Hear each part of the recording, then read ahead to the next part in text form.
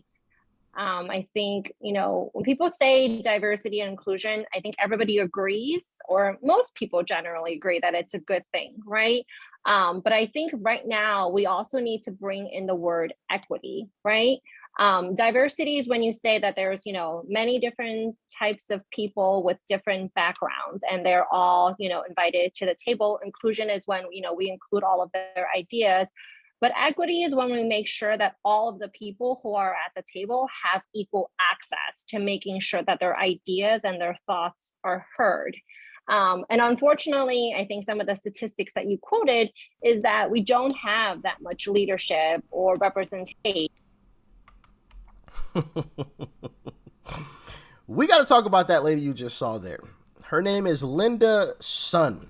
And allegedly, gotta say allegedly, she is a Chinese spy. Yeah. And you want to guess which party she worked for? I guess it's not too hard of a guess because she was talking about diversity, equity, and inclusion in that clip there. Yeah, Democrats. Kathy Hochul, to be specific. Yeah, she worked for Kathy Hochul, the current governor of New York. The same governor who said that black kids don't know what a computer is. Yeah, she worked for her. Yeah, and her house was apparently raided. Her and her husband were arrested, and this is wild stuff. Wild stuff. The question remains, though, how many more are there? And good morning to you, Michael. If these allegations prove true, they demonstrate a remarkable attempt by China to infiltrate government and influence policy. According to the indictment, all it took was a willing state official, millions of dollars, and a delicacy of duck. This morning, Linda Sun, a former aide to two New York governors, is out on bond after she was charged with spying for China. Sun is a naturalized U.S. citizen born in China and was on the New York State payroll for more than a decade, rising to become Governor Kathy Hochul's deputy chief of staff before being fired last year.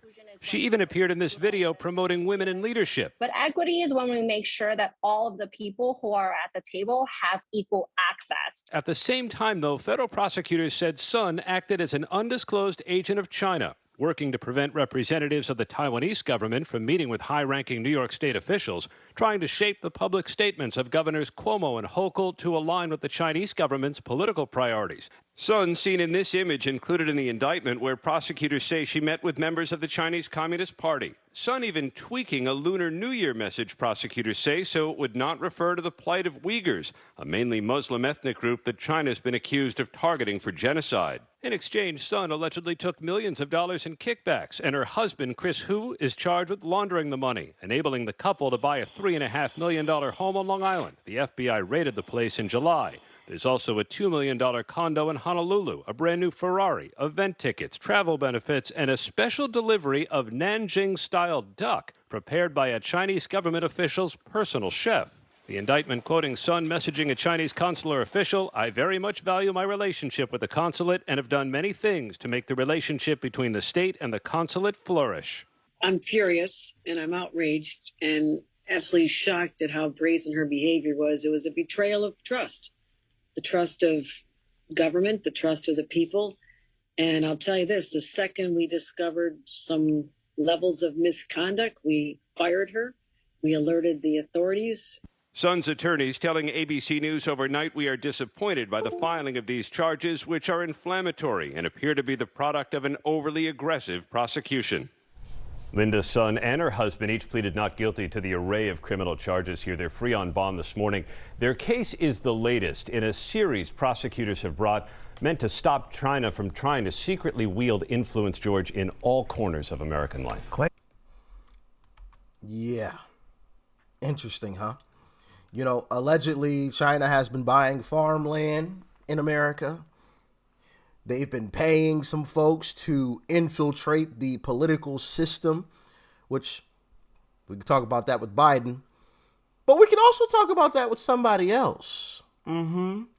Yeah, it's not too surprising that this guy is connected to China in some kind of way. Check out this clip. We're learning a lot more about Tim Walz's Chinese connections. Last night, we told you he's visited China 30 times over the last few decades. He went to China for the first time in '89 through a government program sponsored by Harvard. And when he came back, he spread Chinese propaganda. Quote, "I was treated exceptionally well. They are such kind, generous, capable people, and they just gave and gave and gave to me. Going there was one of the best things I've ever done." Waltz loved his time in China so much he got married on the anniversary of the Tiananmen Square massacre because he always wanted to remember the date. For his honeymoon, he went back to China and he took his high school students with him, which would usually cramp your style on a honeymoon, but to each his own. He started a travel company that would send him to China with a bunch of American students every year, and his trips were funded by the Chinese government. Local Chinese kids knew Walz. They called him the big-nosed one and foreign devil. But Walz swears those weren't insults. He loves it when little Chinese boys make fun of him. He spent so much time in China, he learned the language. Listen. Ni hama, Governor Tim Walz here. Happy Chinese New Year. This spring festival is a time to welcome and celebrate the new year with a smile and let the fortune and happiness continue. Please remember to practice social distancing and wear a mask as you celebrate. Hey, Fatsoi. Walz still has deep connections to the Chinese. In 2019, he delivered a keynote address to the Chinese Friendship Organization, a group with deep ties to Chinese intel. Did the Harris campaign know about this? How can a guy visit China 30 times and pal around with Chi-Coms and have Chinese money change hands, and you say to yourself, I want that guy in the Situation Room with me? This is the second time in a row Democrats have tried to install a guy with China ties inside the White House. And the media isn't digging into this because, just like with the China virus, they're afraid of being called racist. Peter Schweitzer is the president of the Government Accountability Institute. How suspicious are you of this Walz-China relationship, Peter? Well, we're basically 48 hours into this, Jesse, and it's already quite disconcerting. Because what I would say the key component here is not just his ties to China, but his ties to the Chinese Communist Party. As you point out, he had this student exchange program. It was funded by the Chinese government. All exchanges by the Chinese government are managed by the CCP.